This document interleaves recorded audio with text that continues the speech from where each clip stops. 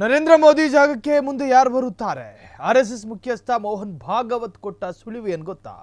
ಮೋದಿ ನಂತರ ಪ್ರಧಾನಿ ಯಾರು ಎಂಬ ಪ್ರಶ್ನೆಗೆ ಮೋಹನ್ ಭಾಗವತ್ ಹೇಳಿದ್ದೇನು ಗೊತ್ತಾ? ನರೇಂದ್ರ ಮೋದಿ ಜಾಗಕ್ಕೆ ಮುಂದೆ ಯಾರು ಬರ್ತಾರೆ?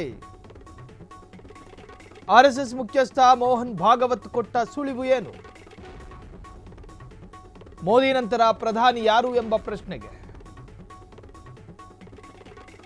ಮೋಹನ್ ಭಾಗವತ್ ಹೇಳಿದ್ದೇನು? ಮೋದಿ ಹಾಗೂ ಬಿಜೆಪಿ ತೀರ್ಮಾನ ಮಾಡುತ್ತಾರೆ. ತಮಿಳುನಾಡಿನ ಚೆನ್ನೈನಲ್ಲಿ ಮೋಹನ್ ಭಾಗವತ್ ಸ್ಫೋಟಕ ಹೇಳಿಕೆ ಕೊಟ್ಟಿದ್ದಾರೆ. ಬಿಜೆಪಿಯ ಉತ್ತರಾಧಿಕಾರಿ ವಿವಾದ ಸಂಘಕ್ಕೆ ಬೇಡ, ಮೋದಿ ಹಾಗೂ ಬಿಜೆಪಿನೇ ತೀರ್ಮಾನ ಮಾಡುತ್ತೆ ಎಂದ ಭಾಗವತ್. ನರೇಂದ್ರ ಮೋದಿ ಜಾಗಕ್ಕೆ ಮುಂದೆ ಯಾರು ಬರ್ತಾರೆ? ಆರ್ಎಸ್ಎಸ್ ಮುಖ್ಯಸ್ಥ ಮೋಹನ್ ಭಾಗವತ್ ಕೊಟ್ಟ ಸುಳಿವು ಅತ್ಯಂತ ರಣರೋಚಕ. ಮೋದಿ ನಂತರ ಪ್ರಧಾನಿ ಯಾರು ಎಂಬ ಪ್ರಶ್ನೆಗೆ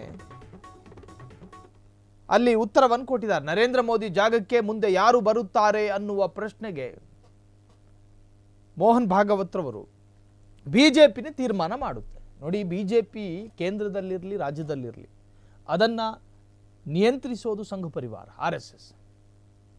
ಹಾಗಾಗಿ ಆರ್ಎಸ್ಎಸ್ಸಿನ ಮುಖ್ಯಸ್ಥ ಮೋಹನ್ ಭಾಗವತ್ ತಮಿಳುನಾಡಿನಲ್ಲಿ ಒಂದು ಹೇಳಿಕೆ ಕೊಟ್ಟರು.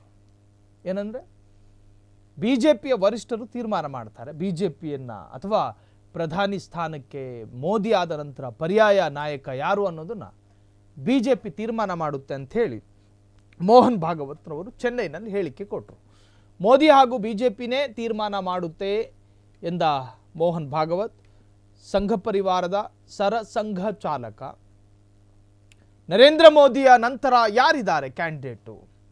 ನಿತಿನ್ ಗಡ್ಕರಿ ಬ್ರಾಹ್ಮಣ ಸಮುದಾಯದ ನಾಯಕ, ನಿತಿನ್ ಗಡ್ಕರಿ ಪರ್ಯಾಯ ನಾಯಕ ಅನ್ನುವಂಥ ಒಂದು ಬಹುದೊಡ್ಡ ಚರ್ಚೆ ಇದೆ.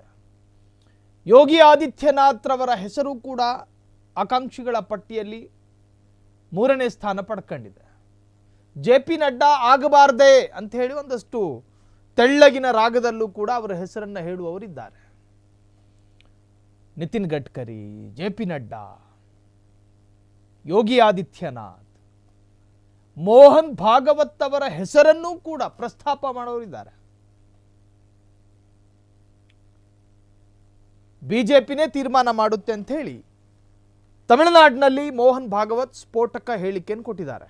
ಕ್ಷಣ ಕ್ಷಣದ ಸುದ್ದಿಗಳಿಗಾಗಿ ಫ್ರೀಡಂ ಟಿವಿ ಸಬ್ಸ್ಕ್ರೈಬ್ ಮಾಡಿ, ಲೈಕ್ ಮಾಡಿ ಹಾಗೂ ಫಾಲೋ ಮಾಡಿ. ಹೊಸ ಸುದ್ದಿಗಳ ನೋಟಿಫಿಕೇಶನ್ಗಾಗಿ ಬೆಲ್ ಐಕಾನ್ ಮೇಲೆ ಕ್ಲಿಕ್ ಮಾಡಿ.